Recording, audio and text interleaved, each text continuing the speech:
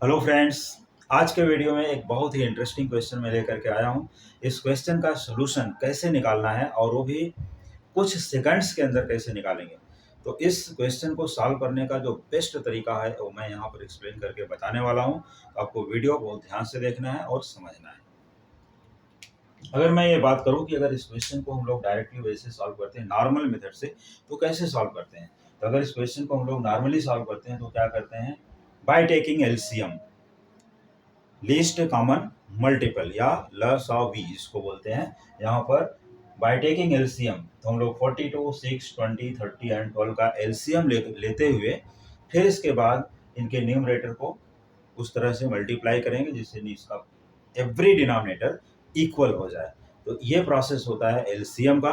और एलसीएम लेते हुए फिर हम इस पूरे फ्रैक्शन को सॉल्व करेंगे जिसमें हमें बहुत टाइम लगता है, बहुत ही ज़्यादा टाइम वेस्ट होगा। और इस क्वेश्चन को सॉल्व करने के लिए कम से कम 10 मिनट या उससे भी ज़्यादा समय लग सकता है।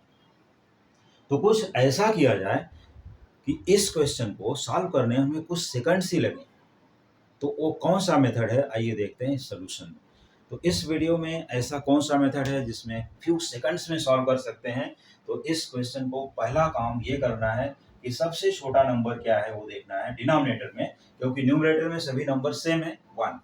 तो डिनोमिनेटर में कौन सा नंबर यहाँ पर है जो सबसे छोटा है 6। तो इसको सबसे पहले लिखना है 1/6। फिर plus next number means arrange the denominator in ascending order. क्या करना है, arrange the denominator in ascending order. Denominator को हमें असेंडिंग ऑर्डर में अरेंज कर लेना है, बाकी कुछ जरूरत नहीं है। तो नेक्स्ट नंबर हमारा आता है 12।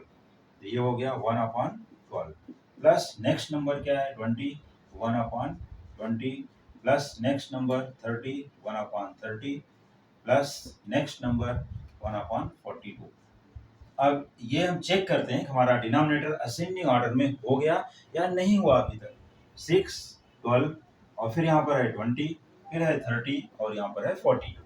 चलिए डिनोमिनेटर असेंडिंग ऑर्डर में हो गया, मीन्स इंक्रीजिंग ऑर्डर, बढ़ते हुए क्रम में इसको अरेंज कर लेना है। तो ये हमने अरेंज कर दिया। अब इसके बाद हमें एक छोटा सा काम करना है, इनके ये देखने हैं कि इनके जो फैक्टर्स होने वाले हैं वो क्या है। तो हम अगर इनको फैक्टराइज करें, पहला तो ये 6 है, इसके जो प्राइम फैक्टर्स हैं 2 × 3 है, ये देख लीजिए 2 × 3 हो गया। इसके बाद जो 12 का फैक्टर है, तो हमें करना क्या होता है ऐसे केसेस में, जैसे हमें 12 को फैक्टराइज करना है तो एक नंबर यही लेना है 3। कौन सा नंबर लेना है 3। तो 3 नंबर यही होना चाहिए 3। तो अगर 3 को हम कितने से मल्टीप्लाई करें कि 12 हो जाए, ये नहीं मालूम पड़ता है। तो 12 को 3 से डिवाइड कर लो। ऐसा देखिए 12 को क्या करना है 3 से डिवाइड, 3 4 जा 12 हो गया, मीन्स वो नंबर क्या होगी 4। वो नंबर अगर आप 4 आती है तो यहाँ पर हो गया 3 × 4। अब नेक्स्ट नंबर जो हम लेने वाले हैं वो 20 के लिए ये 4 यहाँ पर रख लेना है 4।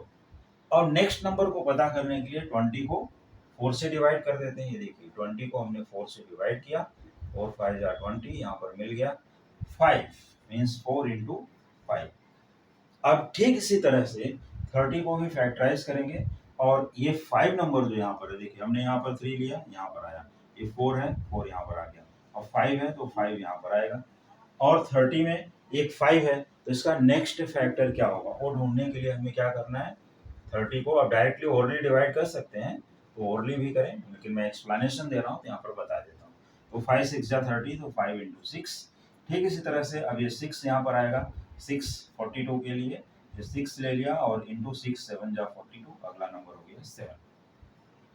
तो अगर हम इस तरह से देखें तो हमें बहुत एक इंटरेस्टिंग नंबर यहाँ पर मिल गई है। तो इंटरेस्टिंग नंबर क्या है, ये सभी इसके फैक्टर्स मिल गए।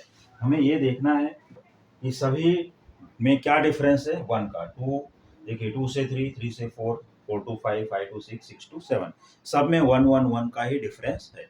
और दूसरी चीज हम ये भी देख रहे हैं कि हमारे पास देखिए जो नंबर पेयर्स में है, ये नंबर पेयर्स में है, ये देखिए ये नंबर पेयर्स है, ये नंबर पेयर्स है, ये नंबर पेयर्स है, ये नंबर पेयर्स है। अनपेयर्ड नंबर क्या है, ये सभी पेयर्स में है।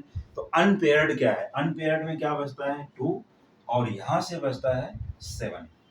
ये 2 नंबर हमारे पास बचते हैं। ठीक है, तो हमने यहाँ पर इनका जो आंसर मान लो कि हम यही लिखना चाहते हैं तो एक लाइन ड्रॉ कीजिए, ये न्यूमरेटर यहाँ आएगा, डिनोमिनेटर यहाँ आएगा, क्योंकि फ्रैक्शन है तो मोस्टली न्यूमरेटर और डिनोमिनेटर के फॉर्म में ही आएगा।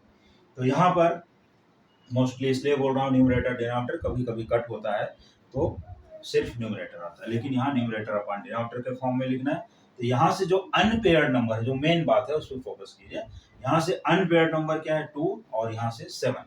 तो ये दोनों नंबर को यहाँ लिख लेना है 2 × 7 डिनोमिनेटर में। कहाँ लिखना है? देखो डिनोमिनेटर में है तो डिनोमिनेटर में ही लिखना है। और दूसरी चीज अभी हमें काउंट करना है ये फ्रैक्शन कितने टाइम्स था। 1 2 3, देखिए 1 2 3 4 5 कितने टाइम्स है? 5 टाइम्स। तो यहाँ पर हमें इसको लिख लेना है 5। फिर से देखिए 1 2 3 4 5, ये 5 टाइम्स है तो 5 हमें न्यूमरेटर में लिखना है। अब इसके बाद यहाँ पर क्या आता है 5 डिवाइड बाई 2 × 7, हमने ले लिया 14। तो यही इसका आंसर है 5/14। देखिए ये ना तो हमने एलसीएम लिया और न ही किसी के कहीं कुछ मल्टीप्लाई किया, कहीं न्यूमरेटर डिनोमिनेटर को एडजस्ट भी नहीं किया, सिर्फ और सिर्फ अरेंज किया, फैक्टराइज किया और आंसर सामने आ गया। तो ये आता है इस तरह से फ्रैक्शन को हम लोग फ्यू सेकंड्स में एडिशन इसका आराम से सॉल्व कर सकते हैं। तो फ्रेंड्स इसी तरह के और भी बहुत से इंटरेस्टिंग क्वेश्चन को देखने के लिए आप देखते रहिए कमिंग वीडियोस। हाँ, अभी इसी टाइप के और भी, जैसे अभी डिफरेंस आ गया तो क्या करना है, या और भी डिफरेंस है, मान लो कि यहाँ 1 1 का डिफरेंस है और भी 2 हो गया, 3 हो गया, 4 हो गया, 5 हो गया, 6 हो गया, ये सब चीज़ें आ गई तो क्या करना है, इसको देखने के लिए आप देखते रहिए coming videos. Thank you so much.